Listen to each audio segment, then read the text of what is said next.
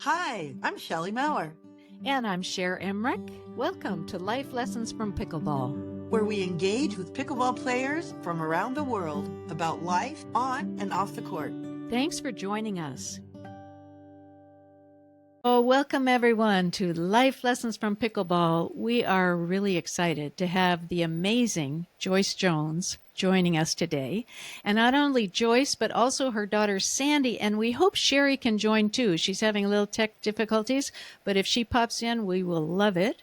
In any case, we found out that Sandy and Sherry, and I think their brother Bruce, were submitting their mom's name for the Pickleball Hall of Fame, and we wanted them to join in this amazing conversation because we believe Joyce should be in the Pickleball Hall of Fame too. So welcome to both of you, and we hope Sherry can join too.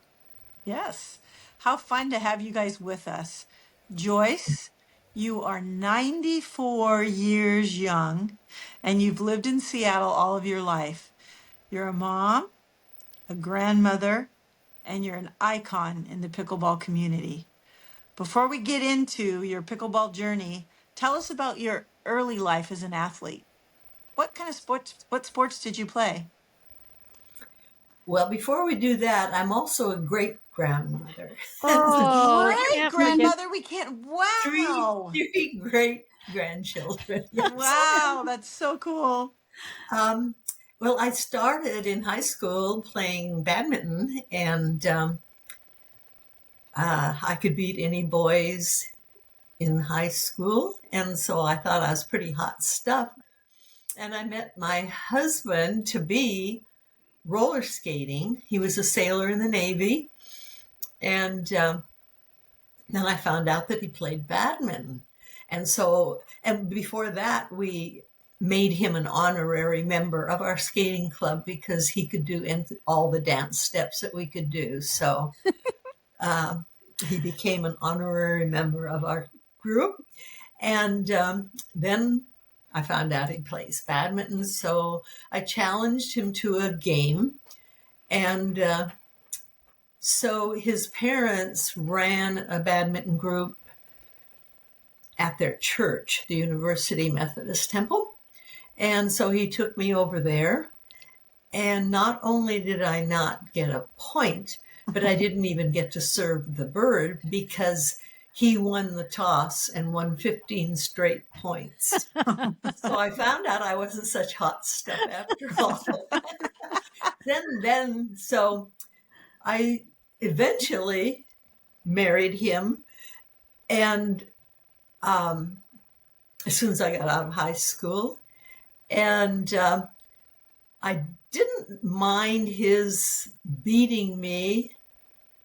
I didn't want him to give me a point, but I sure didn't want to get skunked. And so it kind of rubbed me the wrong way. So I decided I was going to beat him at some sport.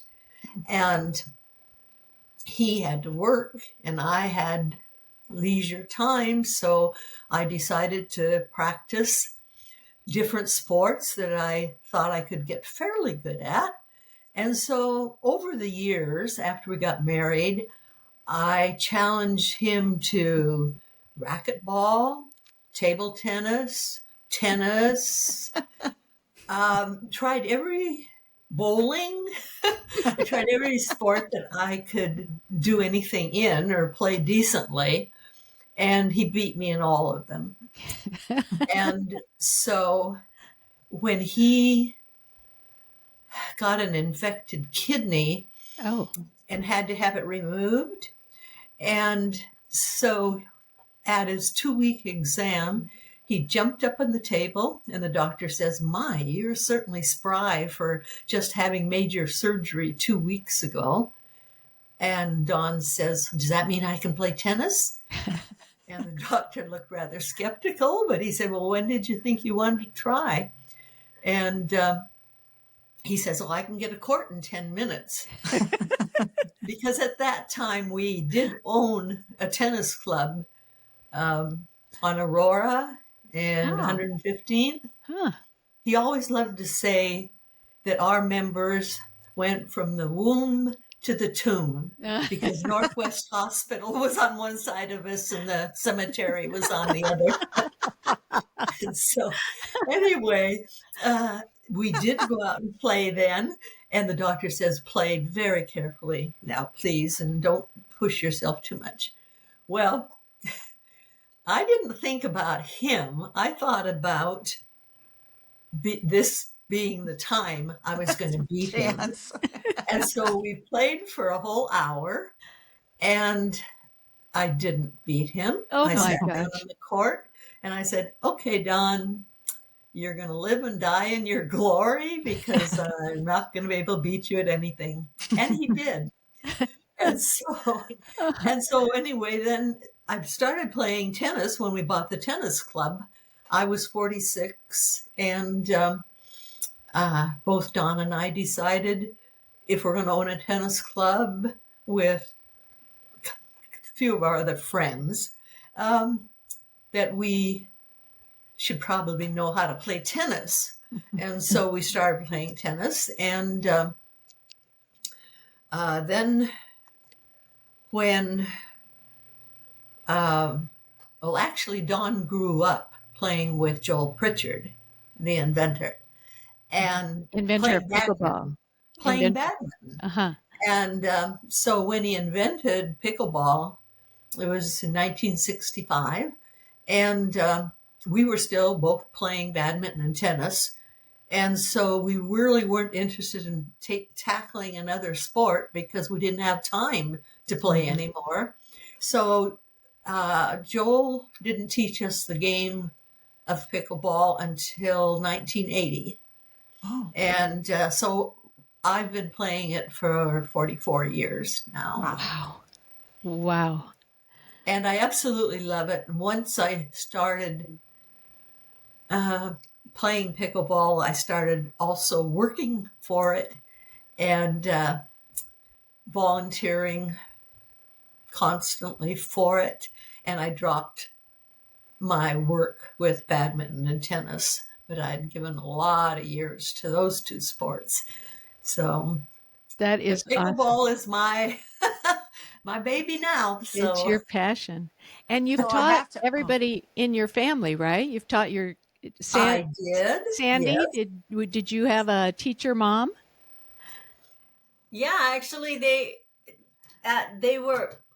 closed their tennis club, and then they went to another club out in Everett, and they started teaching pickleball and badminton. They had both nets up in the gym at this club, and while I'm in West Seattle, and they wanted me to come up to Everett, come play this pickleball.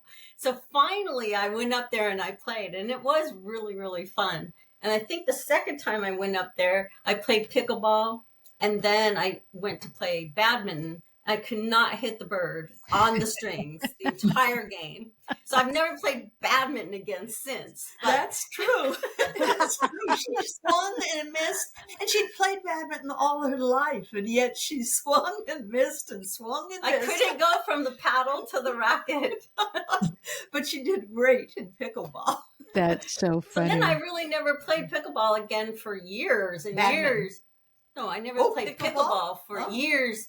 And then during COVID, I was stuck with, Sherry was living in Phoenix at the time, and I was flying home from Australia, and I was afraid they were going to close SeaTac, and I was supposed to be going to Africa the next week. And so I called Sherry from LA, and I said, can I just come down there, and then I could fly to Africa from San Francisco or LA? She goes, yeah, come on down. So I bought a one-way ticket to Phoenix, and then the next day, Africa closed their borders. SeaTac didn't get closed, but I wasn't going to Africa. But then there was no reason for me to come home to Seattle. So I just stayed with Sherry for 3.5 months. And she played pickleball down there. And so that's when I started playing. And then I thought, okay. When I came back to Seattle, then in June, I went to the local courts here and talked with a few people, and then just started playing. And gosh, I was playing like every day. For like sometimes twice every day. Not lately, but back then when I had nothing else to do. Now she can't do it because she's traveling constantly. So Oh, is that right? Well, that must have thrilled you, Joyce, to have your daughters, everybody so into this game that it was your passion. oh, absolutely. Well, so many family members I got to playing it, including my brother, who is now 80, and he just picked it up and loved it like everybody else does. And so he was very grateful that I got him into it. And there's about, 10 to 15 of our family members that play it now. And so we get together every couple months or so and have a family pickleball party, and then we go out to lunch. Oh, how fun. That is How so fun. So it's, just amazes me at 94 you're playing pickleball. It's just incredible. How many times a week? How often are you playing? What do you do other exercises to be able to do this? Just tell us how.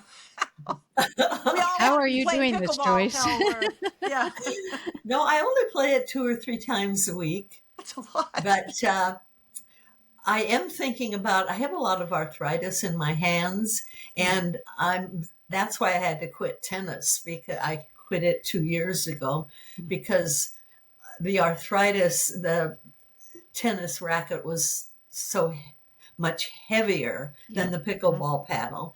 And so it would hurt my hand. I couldn't grip it tight enough, so I couldn't make the shots that I was used to making. And I just, when you're used to playing well and then don't play so well, then you don't enjoy it so much anymore. So I gave the tennis up. And when my arthritis gets so bad in my hands, and I still want to go to the tournaments and see all my friends that I've made over all these years and meet new ones. And so I've entered, when I go to the Huntsman World Games in October, I've entered myself in the 50 meter and 100 meter in track and field. Oh my gosh. Because that's the only sport I could find that I didn't need to use my hand for. So I still want to go to tournaments and I still want to compete. And so I'm going to give this a try. So I've signed up for it in the Huntsman World Games now already. So I've got to start training for that. Wow. I haven't trained for the pickleball because I figured 2 or 3 times a week is fine. Of course, maybe I should a little more since I pulled my hamstring and it took 5 months to heal. Ouch. But I'm going to have to start training for the 50 and 100 meter. What an inspiration you are. What an inspiration is right.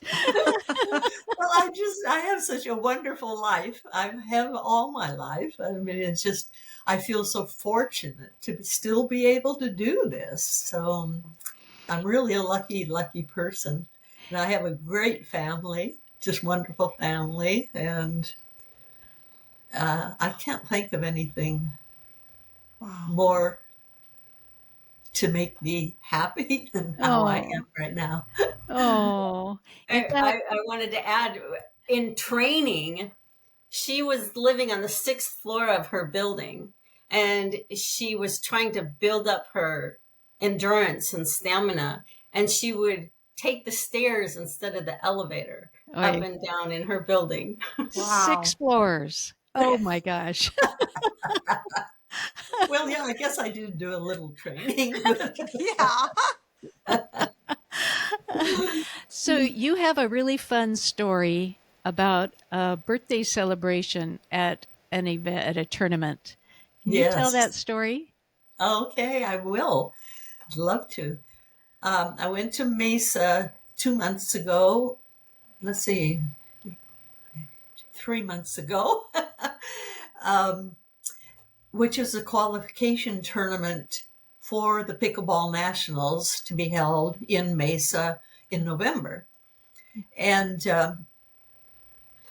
I had pulled my hamstring quite a few months before, but I thought I was ready for this tournament.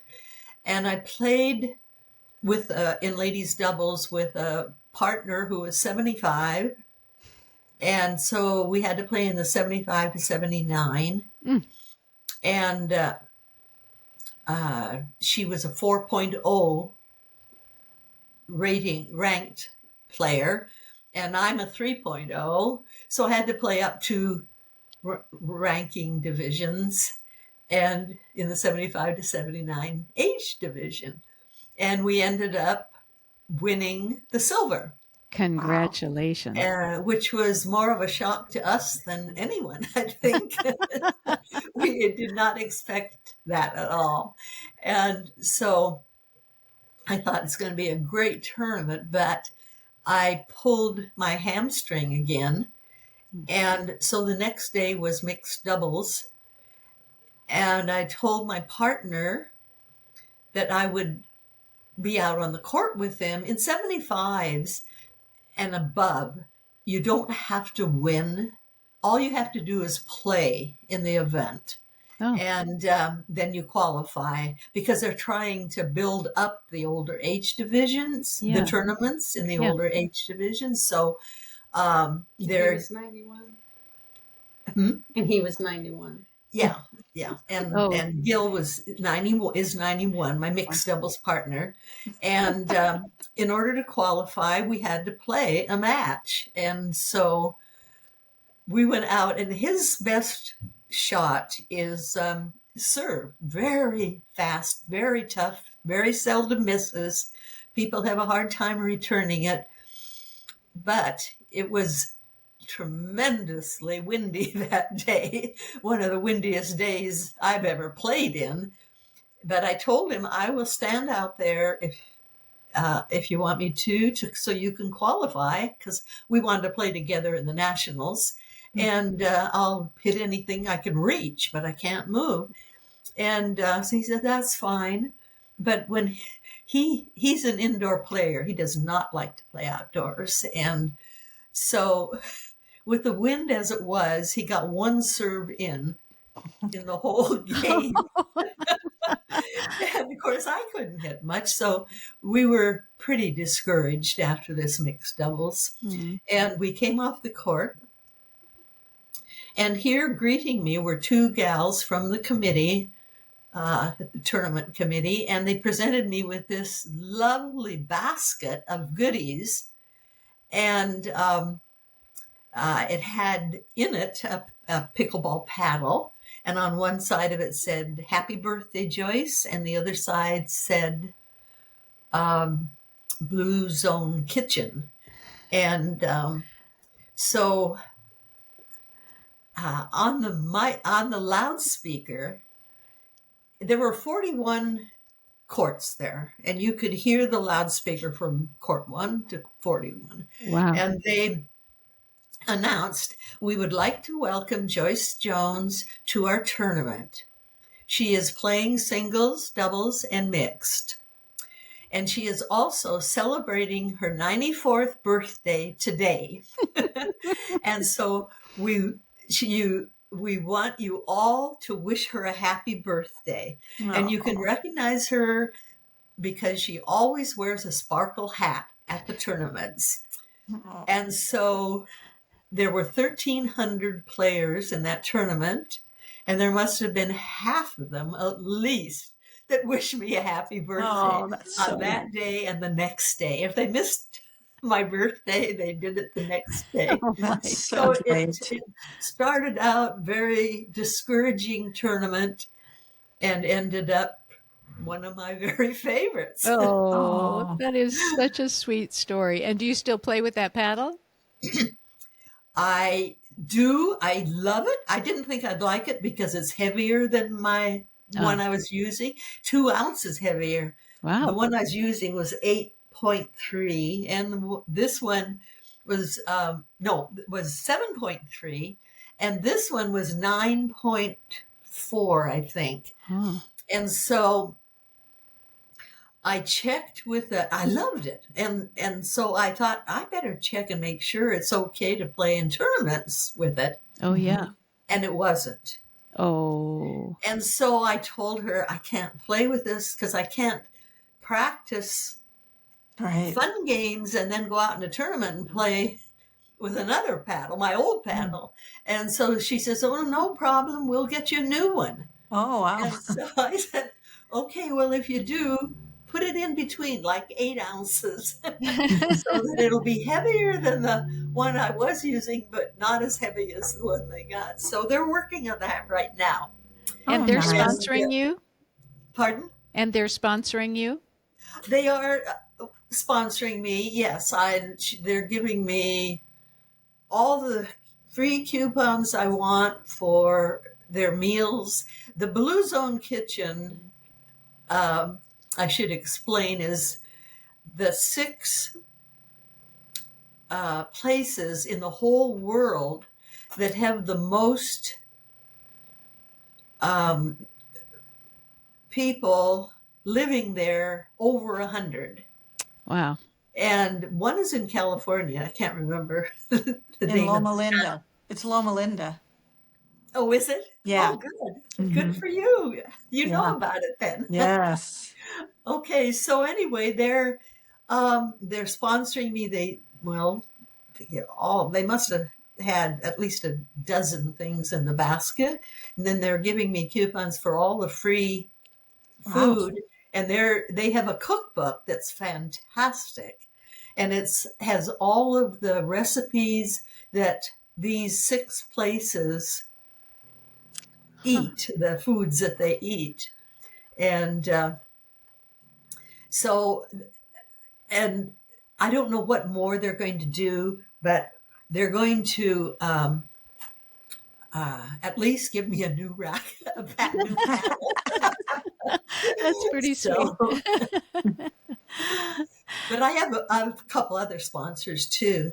Have you? My Who are kids they? were sponsoring me for a while, but now I have where I went for therapy after for my hamstring pull. That company is sponsoring me, and I have a couple others that are paying my way for a couple of the entry fee for a couple tournaments, and Nice. one is paying my airfare to one tournament, and so 2 years ago, well, actually, when I was 90, I never got any attention. When I was 91, no one thought that was wonderful and good for me. But the last 2 years, in 23 and 24, all of a sudden I'm getting showered with all these people that want to interview Awesome. me and writing articles and doing videos and doing podcasts. And so I don't know why all of a sudden, but it's very exciting and I'm enjoying it. It's lots of fun. Well, it's about time you're getting your due, because my goodness. And Sandy, you and your sister and brother are submitting your mom's name for the Pickleball Hall of Fame. And what are the requirements? The Pickleball Hall of Fame has 2 different categories. One's competitors for pro tournament players, and the other one is for contributors who have made substantial contributions to the sport of pickleball. And so, I don't know, I feel like I've written a book. Not a bad idea. She's had a lot of accomplishments. She's done so many different things to promote pickleball, and played in so many tournaments, won so many awards. So, and then all the publicity that she's been getting, particularly lately. So I hope that they choose her this time. They only choose one person, and there's so many that have done so much for pickleball, especially the last 15 or 20 years. And so the Hall of Fame just started in 2017. And so they started out giving, I think it was maybe 5 or 6, but now they only give one competitor and two Contributors. one. One competitor and two contributors. And two contribute. And Well, so the opposite. the One opposite. contributor and two Competitors. competitors. Yeah. And can we write some? I mean, how do we support this idea of you being admitted into the Hall of Fame? Is there a website that we can write testimonials about you or anything like that? How can we encourage them to choose you? Yes. As part of the Hall of Fame nomination, yeah, I could put a quote from Life Lessons from Pickleball. Yes, you will. In fact, yes, you can even send a link to this episode, and they'll see just how wonderful she is, too. But we'll definitely make sure that we get a quote to you for sure. Yeah, for sure. Okay. That's great. Yeah, so, amazing. Yeah, Shelley, you were going to say something? No, I just was amazing. Okay. Yeah, it is amazing. I'm just thrilled that we get to be chatting with you. So you've had a few years on the pickleball court, and wondering, Joyce, what life lessons might you have gleaned either in life that you've taken onto the court to be a better player, or that you've learned on the court in your experience there and you've taken into life? Well, I've learned that you have to keep active in order to survive the way you want to survive. And the best way to do it is with the game of pickleball, because it's so easy to pick up. Badminton and tennis, you have to play it for several months before you get good enough to have good rallies going. But pickleball, you can go right out in the court and you can just enjoy playing it right off the bat. And I tell this to people constantly, that they might think that they can't do it, but go out and give it a try. And also, if they are discouraged the first time, don't give up, because after a few times, they'll get so that they'll love it. And most people, once they try it, they love it. So I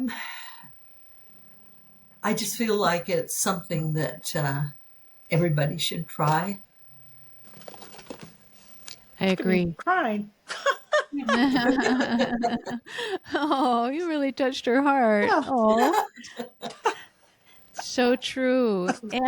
And Joyce, why do you think, what is it that makes you such a good player when you're on the court? Are you super focused on the ball? Are you relaxed? Are you, do you do what I do, which is think about the grocery list while I'm in the middle of a chat?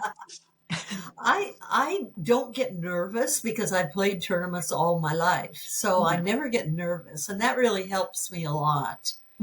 But I really focus. I don't hear anything that's going on around me when I'm playing. I am very focused.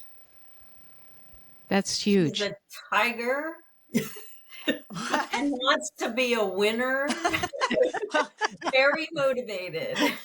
Well, I am a competitor. Yes. Well, my burning question is, did you ever beat Don at pickleball? No. I never beat pickleball. him. You never beat the guy at anything. No. I was hoping you would say at pickleball. No, he beat me at pickleball. I did not ever beat him at anything. Wow. So he was the GOAT. Greatest it made of all him time. happy. But he was the type that played all these sports just because he enjoyed it. He competed with me. We played tournaments together because I wanted to, but he would have been just as happy just to play it for fun. And he refereed basketball and football for 30 years. Oh, wow. Oh, wow. And so he was in very good condition. He was a great athlete. And he did that because he enjoyed it, loved it. And we're 12 of our family members are going up the end of August to Alaska, which was one of his favorite places because he went up there to work basketball tournaments, and also it was his territory. He sold sporting goods to schools and teams. And in fact, he worked one basketball tournament where 20 of the 22 teams in this tournament were wearing his uniforms. Oh, wow. So I asked him if those two teams got a lot more fouls called on them than any others. And he also, after he retired from basketball, I bought him a ticket, a Christmas gift, a ticket to go up and watch the basketball tournament after he had retired for about 10 years. And he walked in to the gymnasium, and the same announcer that was there when he was officiating for 10 years there. Aww. And he says, well, I'll be darned. Look who just walked in the door. Oh, my God. Don Jones, my favorite official. Aw. And so he loved Alaska. Oh. And so Sandy decided, she's had his ashes all these years. He passed away 7.5 years ago. Uh-huh. And she's had his ashes all these years. And so 12 of my family members are going to go up on a cruise and scatter his ashes up in Oh, Alaska. that's really special. Oh, Yeah, that's that was really all Sandy's idea too. That's Sandy. a great idea. And we're cruising on Holland America, and all the Holland America ships have pickleball courts. Oh, my fun. God. You do? I didn't know that. Okay, you need to send Holland America a link to this episode too, Yeah. because they need to know the famous person who's stepping onto that ship. Yeah.